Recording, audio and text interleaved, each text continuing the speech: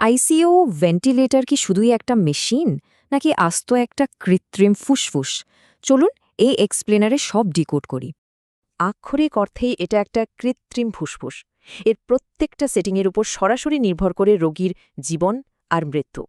অক্সিজেনের সমস্যা নাকি কার্বন ডাইঅক্সাইডের, এই গোল্ডেন রুলটা মাথায় রাখলেই পুরো ভেন্টিলেটর সিস্টেম বোঝা একদম সহজ। শুরুতেই আসে FiO2 বা ফ্র্যাকশন অফ ইন্সপায়ার্ড অক্সিজেন। সোজা কথায় রোগীকে ঠিক কতটা খাঁটি অক্সিজেন দেয়া হচ্ছে।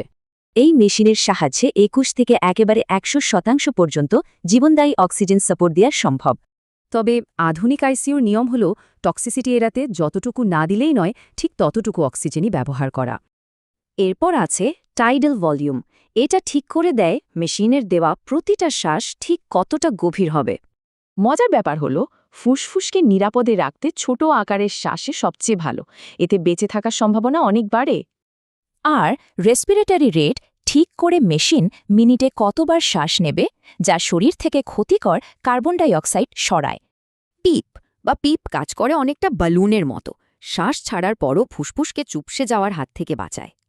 কিন্তু সাবধান, অতিরিক্ত পিপ দিলে ব্লাড প্রেশার মারাত্মকভাবে কমে যেতে পারে, যা রীতিমতো বিপজ্জনক।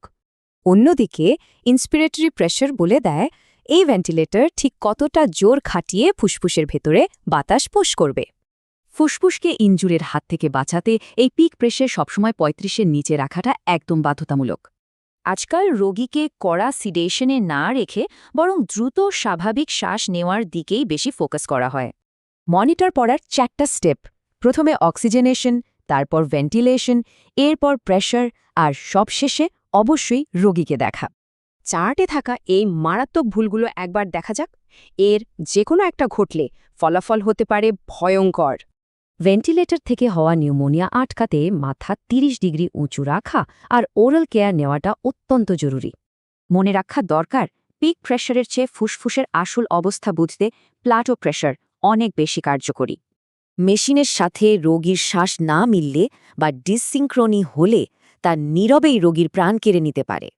শুধু একটা অস্বাভাবিক রিডিং নয়, বরং রোগীর অবস্থার সামগ্রিক ট্রেন্ড কোন দিকে যাচ্ছে সেদিকে নজর রাখা উচিত। সবচেয়ে বড় কথা শুধু মনিটরের নাম্বার নয়, চিকিৎসা করতে হবে রোগীর। নাম্বার পারফেক্ট হলেও রোগী অস্থির থাকতে পারে। অ্যালার্ম বাজার আগেই কি এসব জটিলতা প্রতিরোধ করা সম্ভব? ভবিষ্যৎ আইসিইউর জন্য এই প্রশ্নটাই এখন সবচেয়ে বড়।